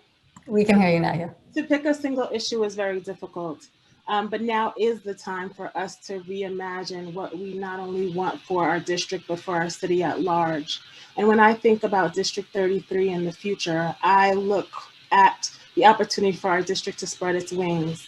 There is an opportunity for development, but development has to be responsible, and we have to preserve the integrity of the communities within the confines of our district. We have to make sure that people are not pushed out, that everyone has an opportunity to thrive and live their best life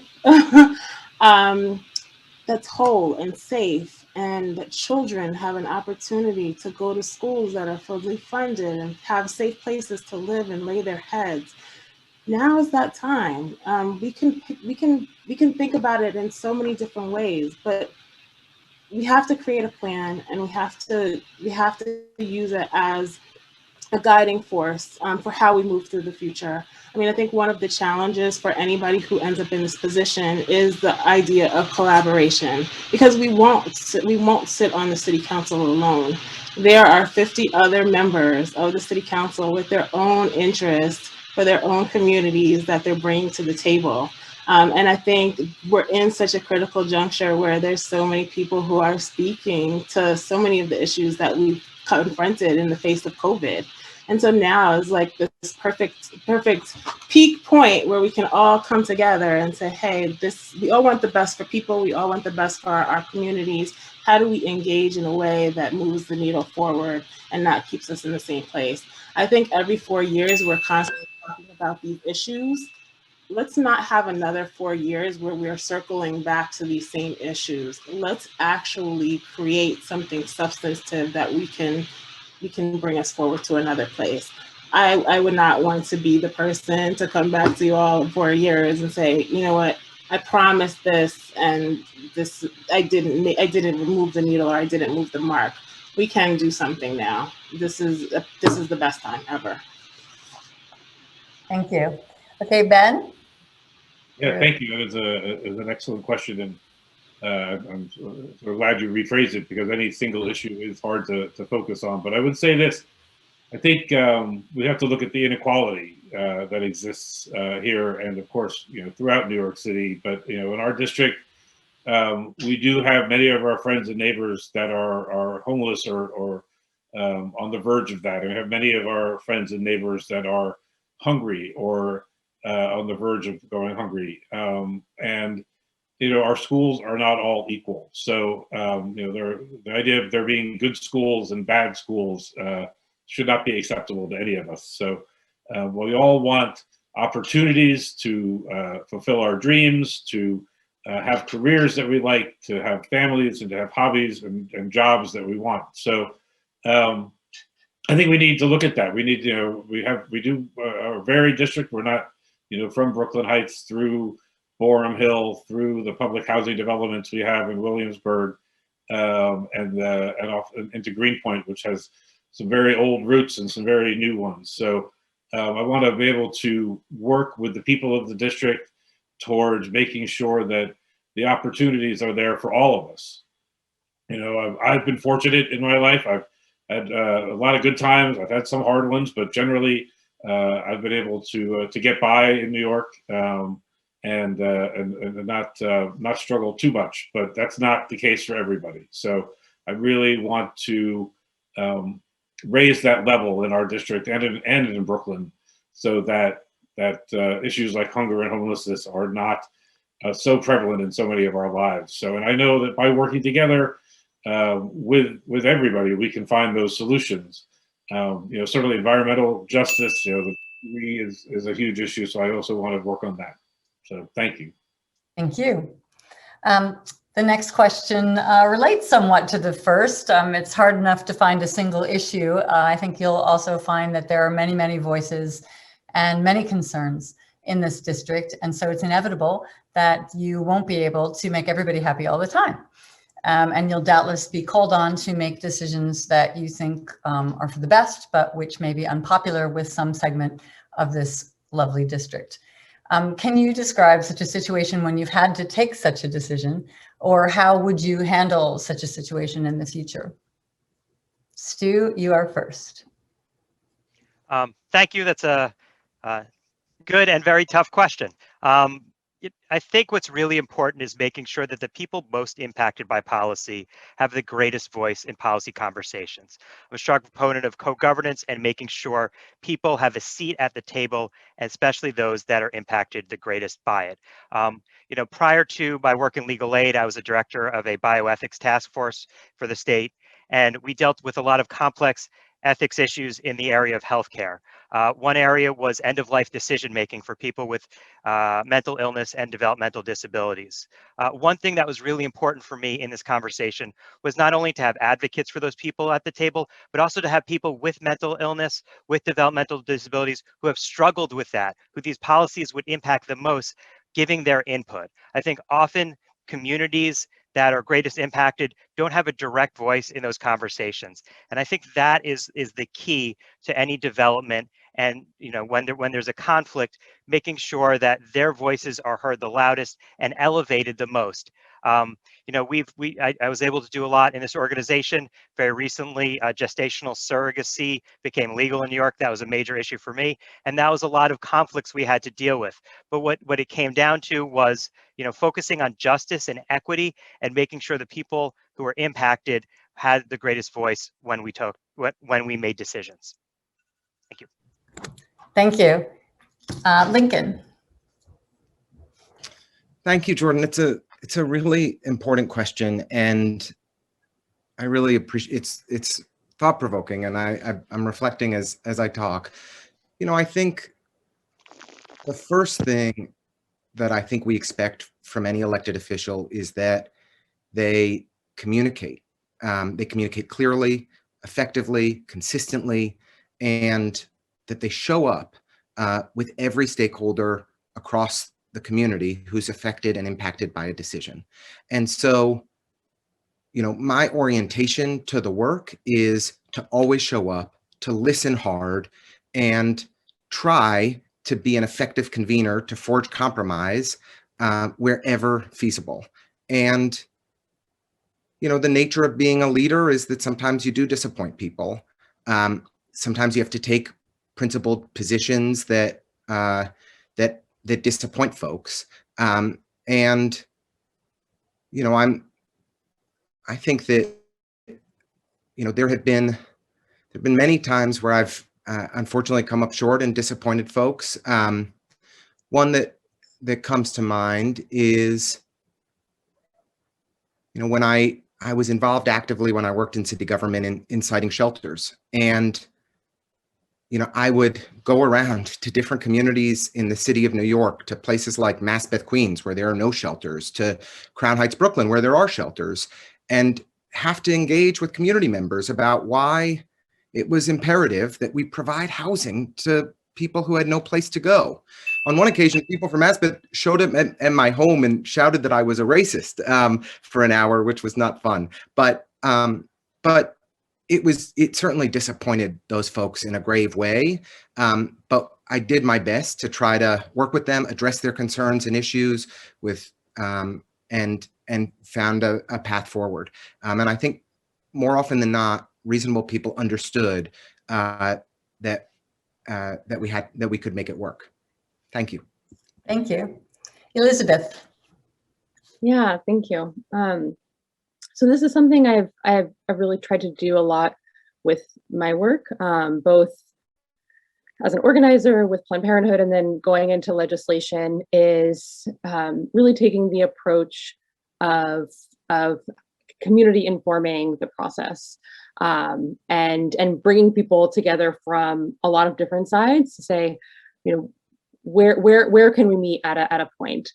This happened particularly with Planned Parenthood, where people not always agree around reproductive health care access. But you say, okay, where is a point to meet around learning, and then going from there of expanding further. I think that's a really important value that I take in drafting legislation is having community inform the process. A lot of the bills that I've drafted really came from conversations with neighbors who said, this is something I've watched happen in my community. This is what I'm watching happen in the environment or flooding. What are ways that we can come together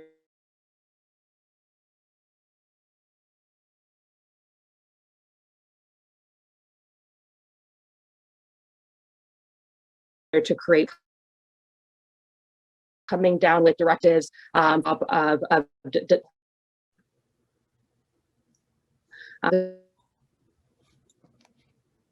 have been challenging the General Welfare Committee, which is primarily serving homeless New Yorkers and providing housing and support for homeless neighbors. I think some of the most challenging conversations I've had is how do we shift away from our reliance on policing and to a community care model of support.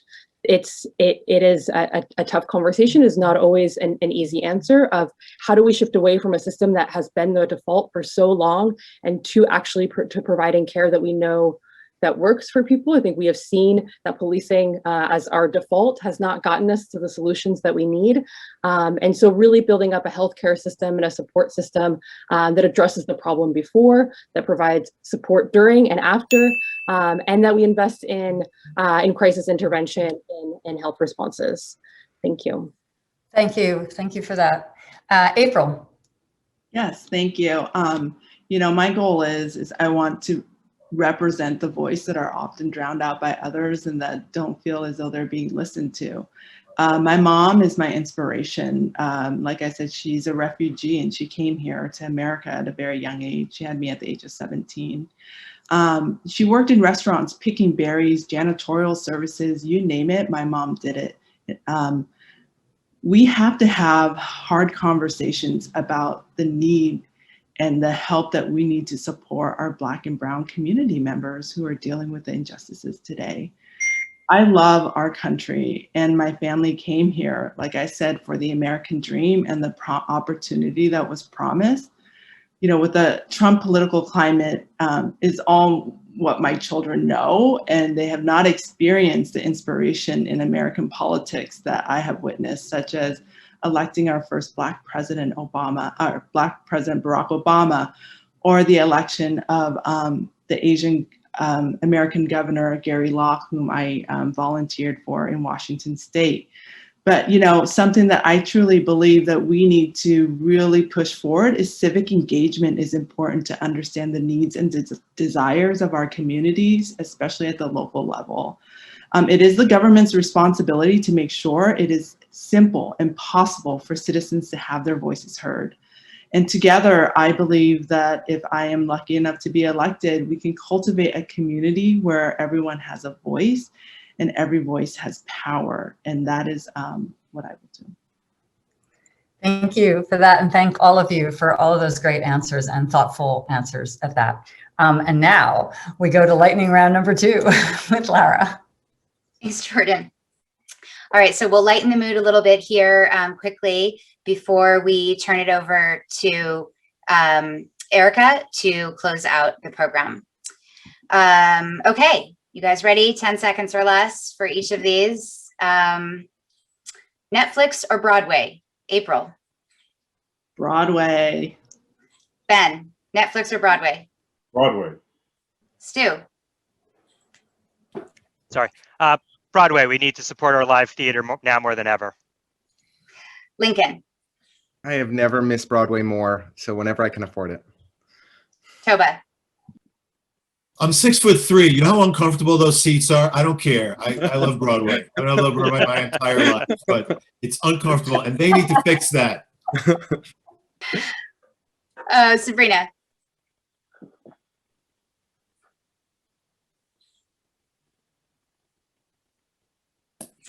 Sabrina? I agree with you, Toba. I'm 6'2", and it's definitely uncomfortable. But Broadway, agree. I wish that was my problem. I think we're approaching a consensus here. Victoria. Same. We need to support our artists and performing artists right now are really struggling. Elizabeth. Broadway. I miss being outside and performance and seeing friends and family and yeah. Live music and performance I am very hungry for, so yeah. All right, thanks everybody. The last lightning round question is your favorite New York City park. And I will start with, I'll just go backwards. Elizabeth.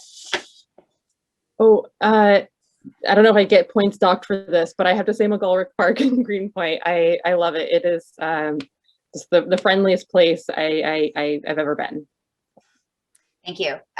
Victoria, your favorite New York City park?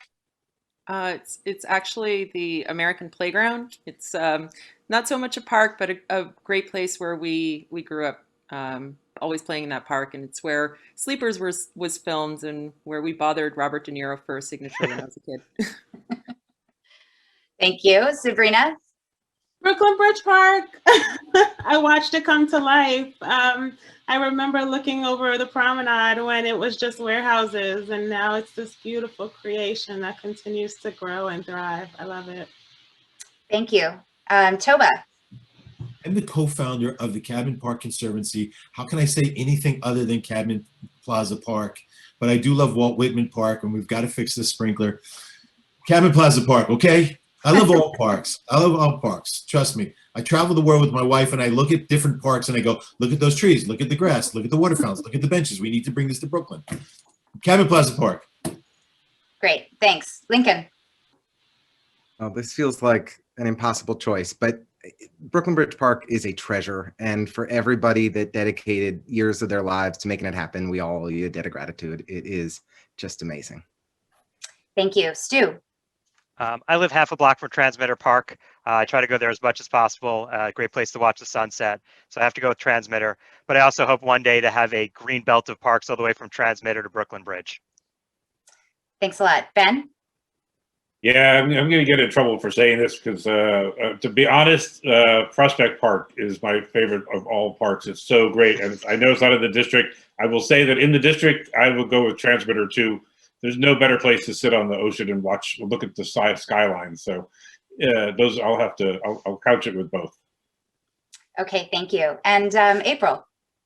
I would say the Brooklyn Bridge Park, since I am also part of the Community Advisory Committee, and also that's the park where my children are growing up in. Great, thank you, everybody. It's always nice to get a little levity and personality into the mix here. So now I'll hand it off to Erica to ask the final question. Okay, here's the question. Let's fast forward. It's February 2025. You've held this seat for 4 years and you're running again. What do you consider your signature accomplishment of these past 4 years? What bill that you sponsored are you most proud of? And here I'm actually looking for something that is both feasible and specific. Okay, Toba, you're up. Oh, it's a great question. So I have to say, I have a plan for affordable housing. I'm in the process of revamping an existing program called HDFCs, and you will see the promise of real quality affordable housing for working class New Yorkers. Transportation and green energy as well, but affordable housing is the answer. Okay, Sabrina? New Small Business Survival Act. We have to save our small businesses. It is the heart of our community, as are our people, and we need to make sure that people have jobs. Part of that will be making sure that there's funding to support businesses that are already in existence, as well as creating opportunities for new businesses and engaging large partners to partner with smaller folks who would like to start businesses and help them along in the process. So it would include a number of things to help that along. Okay, Victoria. So something that I'm deeply passionate about is creating an Office of Community Planning.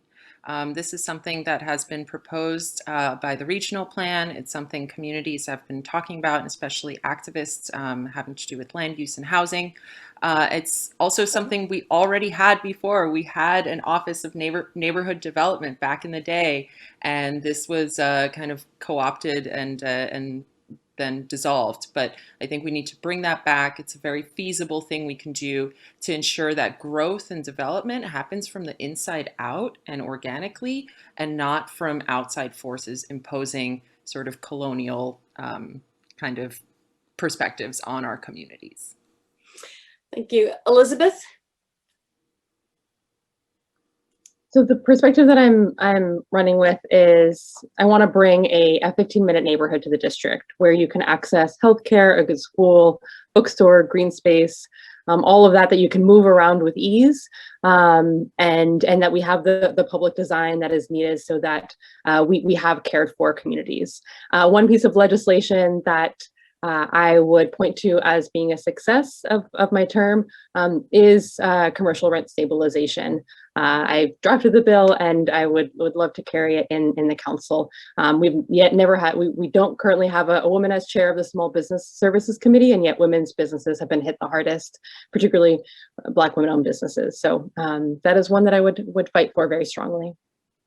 Thanks. Thank you. April? Yes, the next 4 years, we really have to think about the budget and economic recovery. And something that I would fight for and work towards is ensuring that our families get back to work. And what I would do and what that would require is ensuring that our schools are safe and our kids can get back to school full time. And I will be right there advocating next to the mayor and the chancellor and ensuring that I am the voice for families and the mom who understands it at the visceral level. And, you know, one thing that I would pass is also making sure that after school programs are affordable or free that work for the working family's schedule and or is subsidized, and to provide universal pre-K-3 for all, that, you know, to expand it. And hopefully maybe if, you know, our budget just skyrockets and we have tons of money, daycare for all. Wouldn't that be amazing? Ben, it's your turn.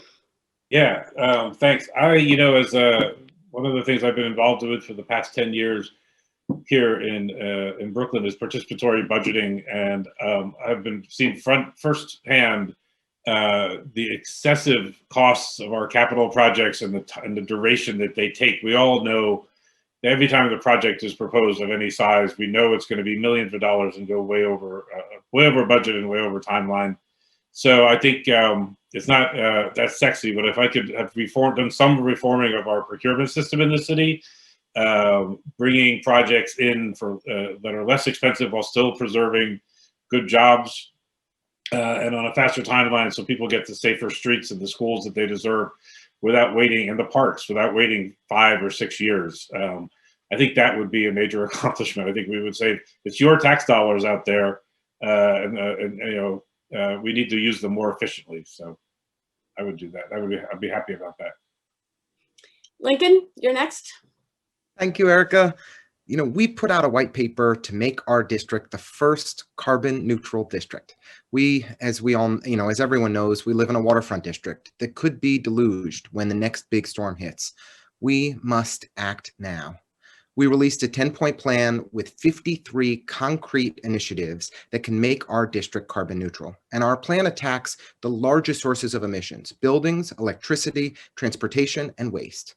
Fundamentally, this plan is about organizing our community, making it actionable for every resident in the district to make changes in their lives to significantly and affordably reduce their carbon footprint, and making our council office an organizing hub to mobilize the community to effect change at City Hall and on our block. One piece of legislation I'm really eager to pass is to legalize in-home energy storage systems. In conjunction with expanded solar on our rooftops, we can significantly help get homes off the grid. Thank you. Thank you. And Stu, you have the last word. Great, thank you. In 2025, I want to come back here with a chart. And on that chart, you will see trend lines in homelessness and housing insecurity and how they have been increasing over the past 2 decades. And I want to show you that 2022 was the year that changed, was the year homelessness declined, was the year housing insecurity declined and rent burden declined. We need to act now. We need large systemic change. And I think City Council and the mayor in 2022 need to work on comprehensive legislation to turn around these trend lines so we don't have the largest housing crisis in the city history, and we can actually move towards housing for all. But you won't need to see this chart, because on your streets, you will see an end to homelessness. You will see an end to people having to scrape by to get enough money to pay their rent. And you will see an end to news about eviction crisis or your own worries about covering rent. So that's what I want to come to you with in 2025 and say, this is the year things changed. This is the year we made large systemic impacts on this terrible, terrible problem. Thank you. Wow, thank you all. Having met most of you tonight for the first time, I just want to say how insanely lucky we are to have such excellent candidates, and I would love to have all 8 bills passed. We'll meet again in 2025, see what's happened. So just again, thank you so much for coming here tonight. It's been a huge pleasure listening to you, and we look forward to the June 22nd primary, where sadly, only one of you will win, but I feel basically that our city is winning by having all of you out there. So thank you. So yes, the primary is June 22nd. It will be decisive in determining our next mayor, comptroller, public advocate, Brooklyn Borough President, Brooklyn District Attorney, and City Council member. So I'm like to just address our BHA members in our community and say, let's vote. And if you have questions about early voting, absentee ballots, and poll locations, look to our emails. We'll have that information there. So thank you all for attending. Remember to keep up your memberships and always keep in touch with us. Thank you so much.